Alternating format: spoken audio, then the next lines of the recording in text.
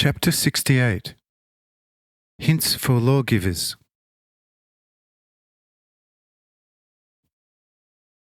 Says Cyrenius, "It is good for me to know this. The rest shall transpire. Since they don't accept your doctrine, I shall fix them another. I shall acquaint them through Faustus and his servants with imperial decrees which were sent to me already half a year ago from Rome, already sanctioned for my examination. Perhaps the gospel from Rome will elicit more respect from them than your gospel from the heavens. The decree contains 100 items as laws, each backed by the cross and the scourge. Polygamy is abolished, fornication and whoring punished by most severe scourging, adultery by the cross, robbery and deception by the cross, smuggling with the scourge and 100 pounds of silver, besides a host of property laws whose transgression is followed by the scourge and 100 pounds of silver. Travelling without a passport shall be strictly forbidden. A passport, however, shall be obtainable for 100 pounds of silver. Yes, this I shall do and implement these laws most strictly, especially in these Galilean cities, and see whether no conscience at all is to be discovered or awoken among these people." Say I, "This goes with your governing sphere, and I can respond to that with neither a no nor a yes. Do as you see fit, but do not therewith complicate travelling for myself and mine." Says Cyrenius, "Definitely not. For artists, physicians, wise men and prophets are accepted. Their references, deeds, and rhetoric serve them as fully valid passports, and the death penalty imposed on anyone hindering them. For yourself I shall have a certificate issued forthwith, and no one shall stop you if you produce the certificate." Say I, "Your perpetually good will pleases me, but save yourself the trouble nonetheless.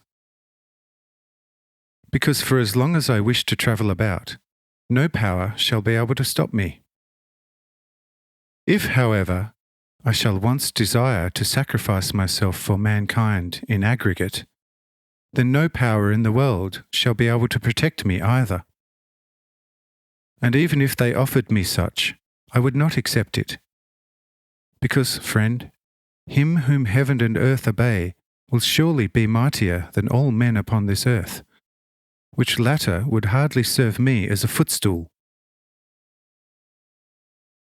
Hence do whatever you see fit, but not much thereof shall come to fruition. For you may bring out an ever so tight law, and soon you will see how skilfully men circumvent the law, and you shall be able to do nothing. God's commandments, which were given to the people through Moses, surely are as exhaustive as anything perfect can be. Yet men, as these times show, saw fit to quite cleverly transform God's commandment into their most truly own evil ordinances, that contemporary mankind has no compunction about transgressing God's commandment so long as they fulfill those worldly ordinances. If people can do so with green wood, what shall they not do with a withered block from Rome? Hence do indeed as you think fit, and it shall be right by me. But I also say unto you, the more laws, the more criminals, for whom with time your crosses and scourges shall not suffice by far." Says Cyrenius, "All that you have said to me so far is irrefutably true. But for my very own instruction, I would yet ask, what can one do about the stubbornness of men who in the first instance, like these Nazarenes, believe in no God nor any longer in revelation from on high, making the most obvious mockery of God's commandment with every one of their deeds? Should one even then leave them with any most severely sanctioned laws, that they may fearlessly indulge in loosest hedonism to their liking, as it would please them, having for such a long time already been without any divine commandments, starting to deal among themselves, and with their neighbours in a manner far worse than the rapacious beasts of the desert and forest. Here it is my view that strict worldly laws would be well placed in order to return such people gone completely wild to some order, and from such lead them back to a recognition of God. Say I, quite so, because no way other than coercion through worldly law is thinkable. But it there depends overwhelmingly on what kind of laws mankind is to be given. For this, an exceedingly deep knowledge of human nature is needed. And the lawgiver must not lose sight of the fundamental reason mankind was led into degeneration.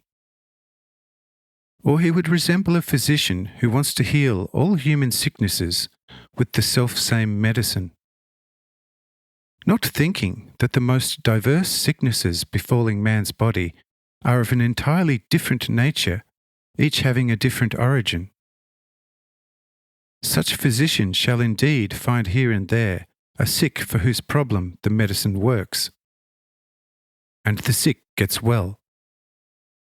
But 100 other sick whose problem is of a different nature not only don't improve with such medicine, but get much worse and even die.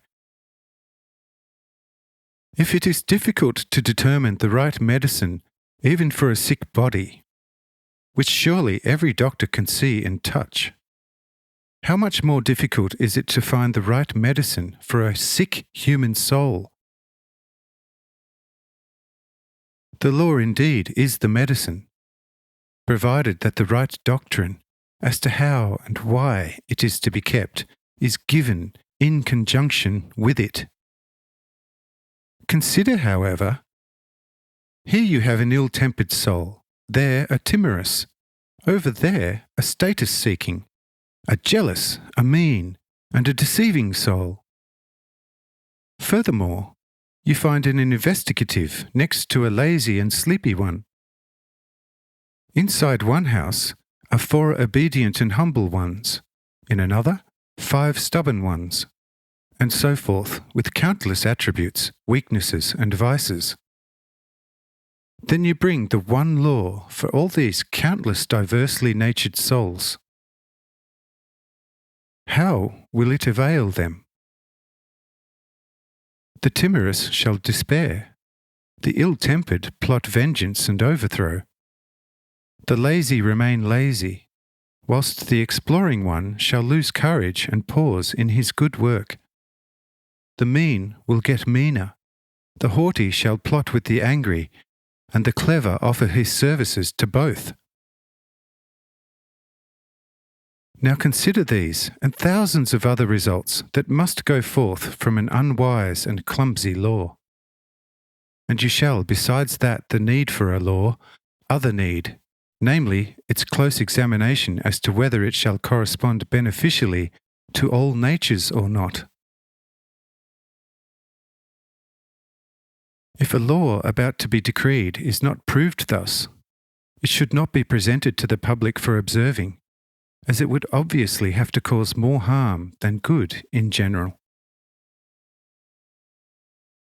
Behold, God, the wisest Creator, has, as it were, found in the depth of his wisdom only 10 commandments that are suitable for all human character types, and they can be easily observed by everyone who is willing.